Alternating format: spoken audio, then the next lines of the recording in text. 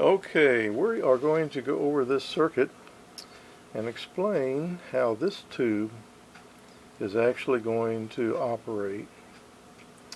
And if you look at it, it's a little confusing. It would appear there's no phase inverter when you get into this, but actually there is phase inversion going on. Got a fluorescent light that's kind of causing the thing to flicker. It should warm up. Okay, let's look at this real quick. We've got a 12x7 tube here that is your driver tube. Pretty much conventional in this circuit right here, just a plain driver tube. It's coming down through here. This is just a plate load resistor, coupling cap, coming over to the control grid of this top 6v6 power tube. Here we find the grid resistor, grid leak. We come over here, we find both of the screen grids. We're going right to your power supply. We find pin 3 is going right to one end of the output transformer. Off the other end of the output transformer, pin 3. All of that is pretty much what would appear to be normal. And we look at our cathodes here, they're both tied together. And on first outlook, everything appears to be normal except right here, pin 5, your control grid. And that control grid's tied to ground. You look at that circuit and you scratch your head and you say, I don't get it. I don't know what is going on here. Well, let me explain to you what's going on. And it's really not that complicated. But first, let's look at the bias circuit on these two tubes, because the cathodes are both tied together, and here's where your bias is coming from. You've got a 270 ohm resistor right here. Now that's following this line all the way up to the white wire on the output transformer. It's going through the winding all the way down to the black and ground. So now, for the tubes, when they're sitting there and idling, no signal. Remember, even though this is an inductor, no signal, just DC, this becomes more or less a straight wire, and you just have the resistance of the wire that the tubes are looking at. So you have 270 ohms plus the resistance of the wire. That's given your bias for your cathode of the two tubes. But now, there's something unusual going on here. Typically, we've been taught in school, your control grid is what's going to control the electrons that flow from the cathode up into the plate circuit through your transformer, or a plate load resistor if it happens to be a resistance capacitance coupling circuit. But when we look at this more thoroughly and we stop and think about it, it is the relationship between the cathode and the control grid that determines the amount of electron flow to get to this plate. Now, what do I mean by that?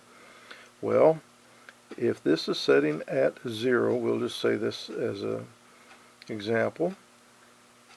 Any positive voltage here is going to be controlling the flow of electrons from here to here.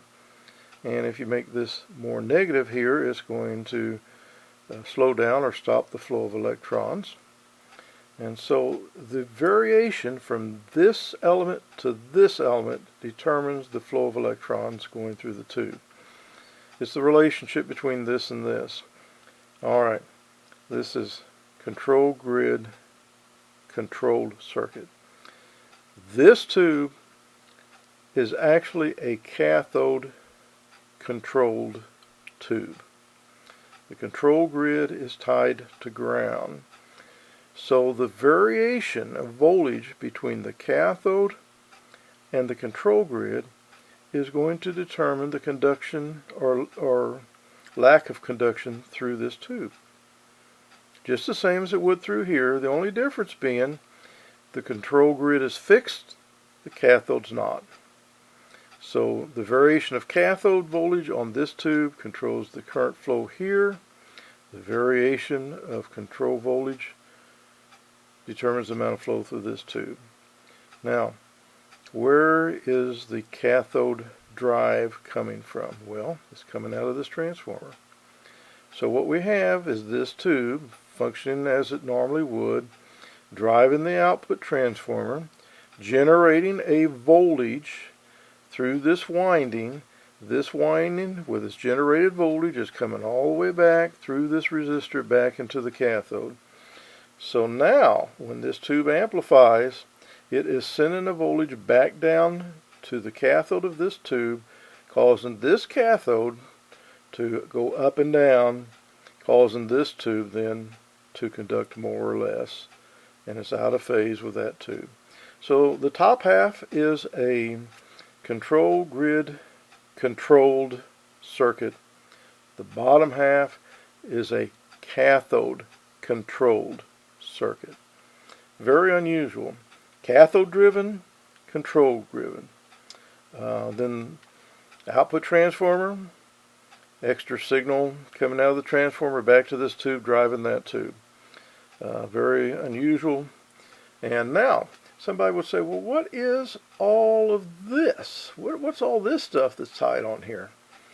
All of this has nothing to do with the operation of the amplifier per se.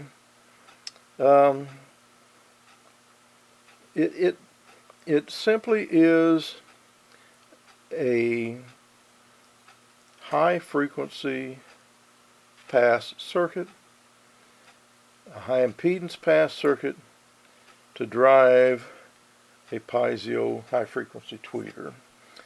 Something we're not familiar with today, but 350 volts that are fluctuating.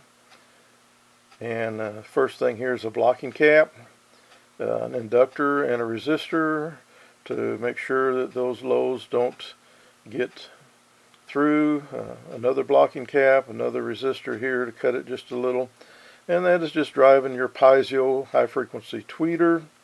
And then as far as the woofer goes, which you can't really see it, but pin 1 and 2 is the woofer, and that is from this right here and this right here. So that's being driven just as any other circuit would. High frequency crossover for the tweeter, standard output for the woofer, and then this extra little part here is a feedback loop that goes all the way back over here. So hopefully that'll shed a little bit more light on it. It's the first video I've done, but if you have any questions, I'll try to answer it. Once again, keep in mind, you don't have to use the control grid to control the electron flow through the tube. You can use the cathode to control the flow.